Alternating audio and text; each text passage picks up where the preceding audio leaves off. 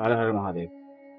હવે આપણા હિન્દુ શાસ્ત્રમાં ગોત્ર પ્રમાણે, કુળ પ્રમાણે કુળદેવીમાં હોય એટલે બધાને ખબર જ હોય કે કુળદેવીમાં એટલે શું.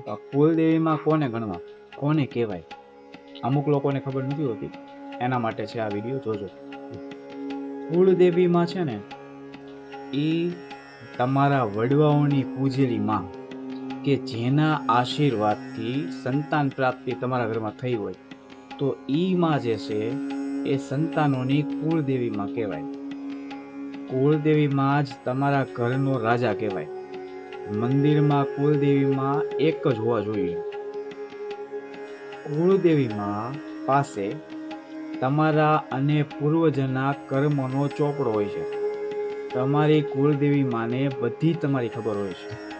તમારી ક્યાં અને ક્યારે ભૂલ અને ગુના થયા છે.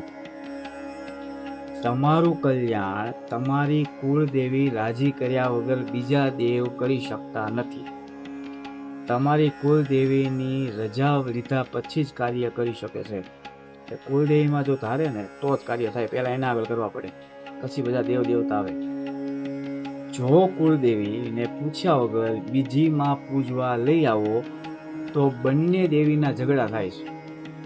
તમારી કુળદેવી નારાજ થાય છે. તમારી કુળદેવીનું સતમાર્ગ લઈ જવા સંકેત આપે છે. કુળદેવીમાં રાજી હોય તો વંશ વધારે, ધંધામાં પ્રગતિ થાય, સુખની પ્રાપ્તિ થાય. અને નારાજી હોય તો શું થાય તમને ખબર જ છે. કુળદેવીને રાજી કરવા મંગળવારના ઉપવાસ કરવા.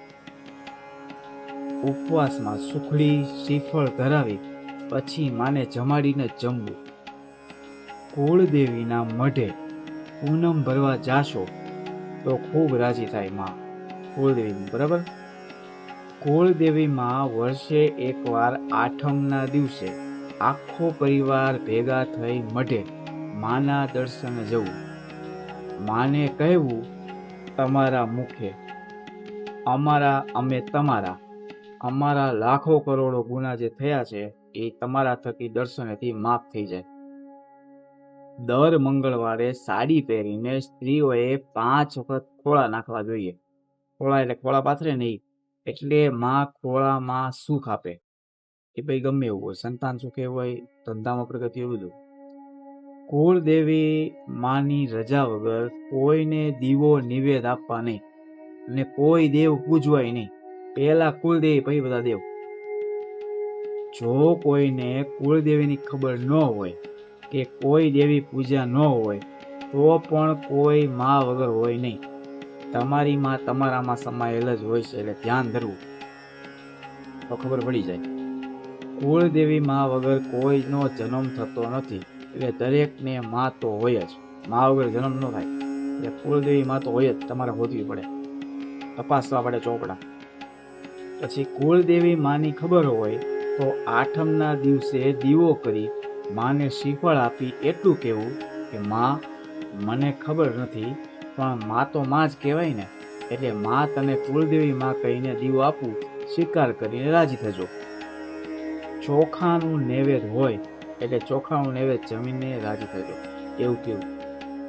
આથી થોડીક કુળદેવી માતાની વાત. વિડીયો ગમે તો લાઈક કરજો, શેર કરજો, સબસ્ક્રાઈબ કરજો. Bye bye. જય શ્રી કૃષ્ણ. આવજો.